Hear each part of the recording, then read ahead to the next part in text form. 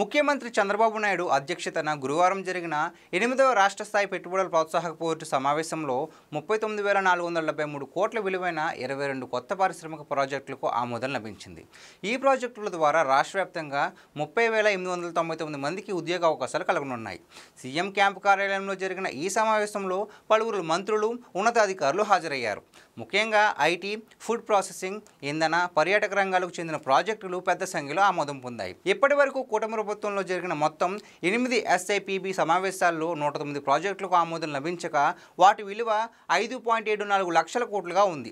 ఈ పెట్టుబడుల ద్వారా సుమారు 5 లక్షల మందికి ఉద్యోగ అవకాశాలు ఏర్పడనున్నాయి. పారిశ్రామిక ప్రాజెక్టుల చుట్టూ అనుబంధ రంగాలు అభివృద్ధి చెందేలా ఎకోసిస్టమ్ ఏర్పాటుపై ముఖ్యమంత్రి ఆదేశాలు జారీ చేశారు. ప్రాజెక్టులకు రహదారులు, పోర్టులు, ఎయిర్పోర్టులతో మౌలిక సదుపాయాలు అందుబాటులో ఉండేలా చూడాలని సూచించారు. భూములు ఇచ్చిన రైతులు, స్థానికులకు నేరుగా లాభం కలిగేలా ప్రణాళికలు రూపొందించాలన్నారు. సమీకృత పర్యాటక ప్రాజెక్టులు, సర్వీస్ రంగం, వినోద కార్యకలాపాలు కూడా పరిశీలనలోకి రావాలని సీఎం తెలిపారు. ప్రభుత్వం, ప్రైవేటు రంగాల్లో ఇచ్చే ఉద్యోగాల వివరాల కోసం ప్రత్యేక ఎంప్లాయ్మెంట్ పోర్టల్ను రూపొందించాలని సూచించారు.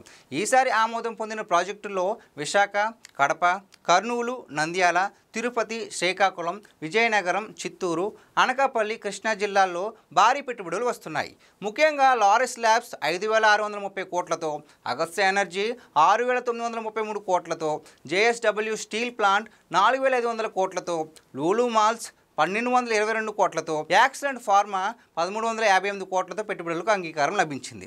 ఈ ప్రాజెక్టుల ద్వారా వేలాది మందికి ఉద్యోగ అవకాశాలు కలగనున్నాయి. ప్రభుత్వం పారిశ్రామికీకరణను ప్రోత్సహిస్తూ నూతన ప్రాజెక్టులకు వేగంగా అనుమతులు ఇస్తోంది. రాష్ట్రం అభివృద్ధి పథంలో వేగంగా ముందుకెళ్లేందుకు అవసరమైన అన్ని చర్యలు తీసుకుంటామని సీఎం చంద్రబాబు తెలిపారు.